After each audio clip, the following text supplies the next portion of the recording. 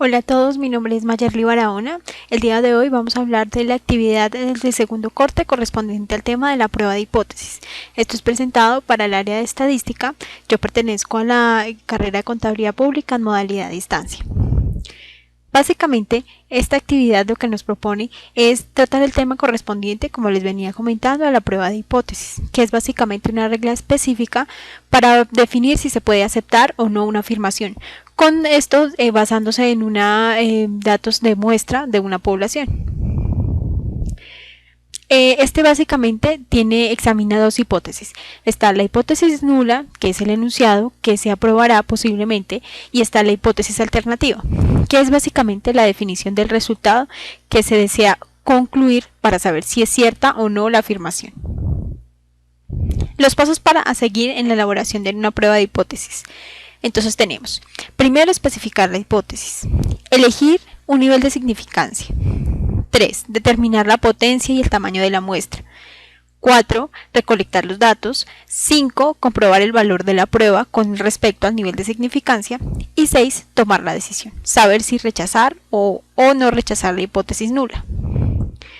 La relación que existe entre un intervalo de confianza y una prueba de hipótesis es básicamente que juntos permiten llegar a las mismas conclusiones, de forma diferente. Cada uno tiene su metodología, cada uno es una regla de identificación de resultados que nos van a permitir concluir de forma similar las afirmaciones.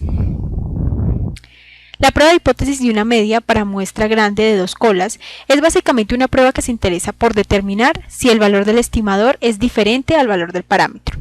Esta es la fórmula en la que básicamente identificamos las dos colas. Y esta es la fórmula en la que básicamente se establece la desviación de acuerdo al tamaño de la muestra. Este es el ejemplo.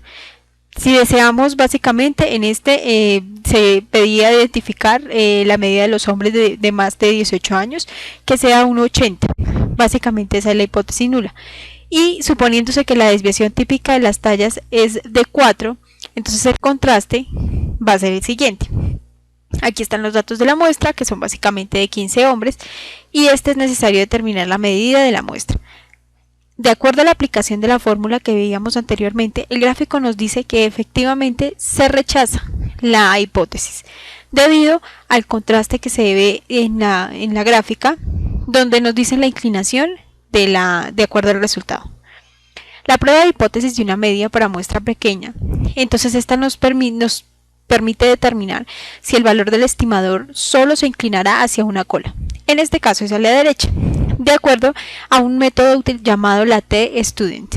Entonces, estas son las fórmulas que nosotros evaluaremos. De acuerdo a la desviación estándar poblacional, se utilizaría esta fórmula.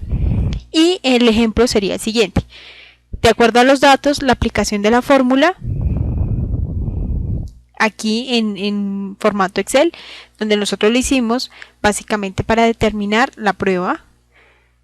Y este sería la gráfica, en la que nos dice que la gráfica establece que la hipótesis nula es aceptada, debido, como lo pueden ver, la desviación que se tiene con respecto al resultado, puesto que es 1,84 y es menor que la tabla, que nos indica que es 1,96. Y entonces, sí, efectivamente, de acuerdo a la afirmación, 3 de cada 10 estudiantes universitarios trabajan. La prueba de hipótesis de una prueba de proporciones de cola a la izquierda nos dice que cuando el objetivo del muestreo es evaluar la validez de una afirmación con respecto a la proporción de una población, es adecuado utilizar una prueba de una muestra. Entonces, esta prueba comprende el cálculo del valor estadístico de la prueba Z. Aquí, como podemos ver, tenemos la fórmula de Z prueba, en la que se determinan las variantes que la componen y la desviación estándar de la proporción. Este ejemplo nos dice si de 105 comercios relacionados al azar de una zona, se observa que 27 de ellos han tenido pérdidas en este mes. Entonces, esto es para un analista económico que nos dice que el cuantil corresponde al nivel de significación, donde se evalúa la fórmula que vimos anteriormente, y gráficamente tenemos que hubo un contraste hacia la izquierda. Entonces, C está dentro del límite en el que se acepta la afirmación. Efectivamente, sí, 27 establecimientos han tenido pérdidas. La hipótesis de una prueba de dos medias Esta se utiliza para decidir si las medias de dos poblaciones son iguales. Entonces aquí tenemos varias alternativas para decidir de acuerdo a varios factores. Entonces si se conocen las desviaciones estándar de la población, se utiliza la Z-prueba. Si en cambio tenemos los tamaños pequeños en las muestras, se utiliza la T-prueba, que es nuevamente de acuerdo a la T-student. Cuando los tamaños de dos muestras no son iguales y su suma es menor a 30, usamos la siguiente fórmula.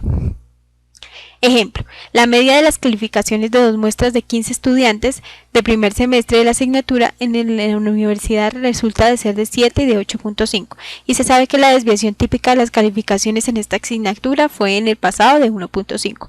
Se comprueba la hipótesis alternativa con un nivel de significación de 0.225. Entonces, los datos a utilizar son estos, los que veíamos desglosados de la fórmula, y los incorporamos en la fórmula, lo cual nos arroja que efectivamente se rechaza la hipótesis, ya que la Z-prueba es menor que la Z de la tabla. Hipótesis de una prueba de dos proporciones. Cuando se desea probar la hipótesis de que las proporciones en dos poblaciones no son iguales, estas dos muestrales se emplean para determinar el error estándar de la diferencia. Y de acuerdo a distintos factores, nuevamente vemos varias fórmulas.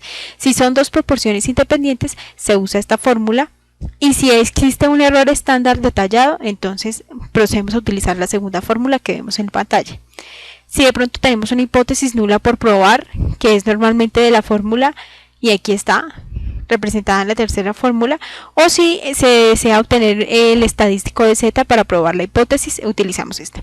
Para que la diferencia de proporciones muestrales tenga una distribución aproximadamente normal, los tamaños deben ser grandes y las proporciones no deben estar muy cerca de 0 y 1. Ejemplo. Entonces acá tenemos un ejemplo de Estados Unidos en los que se pide reglamentar una disminución de los estándares ambientales para disminuir el uso del carbón. Entonces tenemos una votación entre republicanos y demócratas y el nivel de significancia del 0.2. Básicamente aplicando las fórmulas de acuerdo a la prueba, que esta vendría siendo de dos colas, o si es una prueba de una cola, entonces se restablece y nos permite tomar la decisión. Entonces se acepta la hipótesis nula y se concluye que no existe diferencia entre republicanos y demócratas, básicamente. Estas fueron las referencias utilizadas. Agradezco a todos su atención. Que tengan feliz